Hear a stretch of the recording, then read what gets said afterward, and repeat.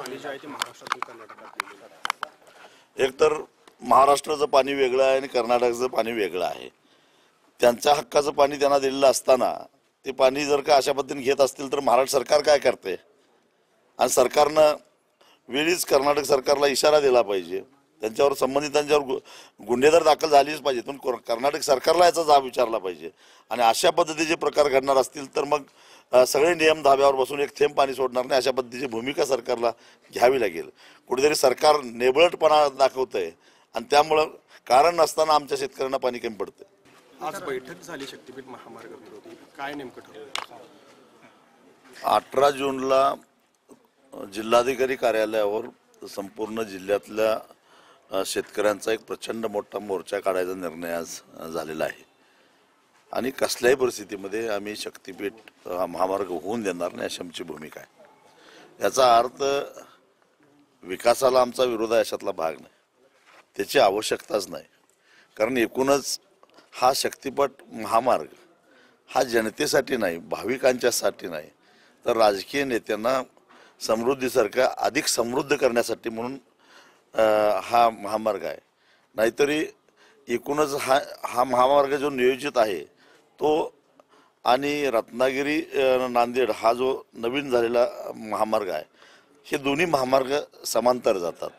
दोन्हीमध्ये जास्तीत जास्त 25 किलोमीटरचं अंतर आहे आणि काही ठिकाणी 3 किलोमीटरचं अंतर, इतक्या समांतर पद्धतीने हे नांदेडपर्यंत दोन्ही महामार्ग जाताना दिसत आहेत. मग याचा अर्थ ह्या महामार्गाची गरज आहे का?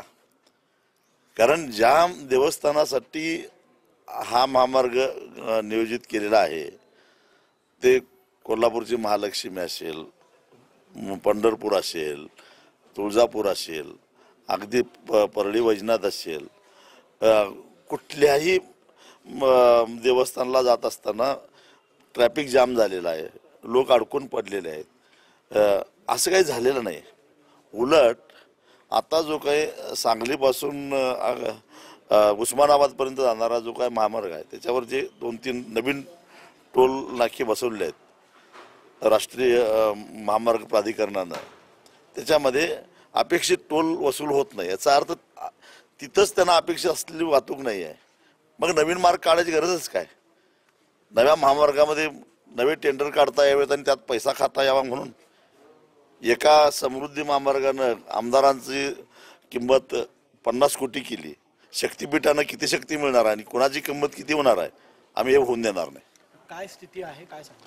सध्या महाराष्ट्रामध्ये प्रचंड दुष्काळी स्थिती आहे. जनावरांना चारा मिळत नाही आणि अगदी वेळेवर मान्सून आला तरी सुद्धा ही स्थिती अजून 2 महिन्यापर्यंत राहणार आहे. कारण पाऊस पडला तर लगेच दुसऱ्या दिवशी चारा तयार होत नाही. पिण्याच्या पाण्याची समस्या आहे आणि अशा परिस्थितीमध्ये कुणालाही त्याचं काही पडलेलं नाही, कुणी त्याचा गांभीर्यानं विचार करायला तयार नाही. सर्वसामान्यांची पाण्यासाठी वणवण होते, जनावरं चाऱ्यासाठी टावू पडत आहेत, सरकार काहीच करायला तयार नाही.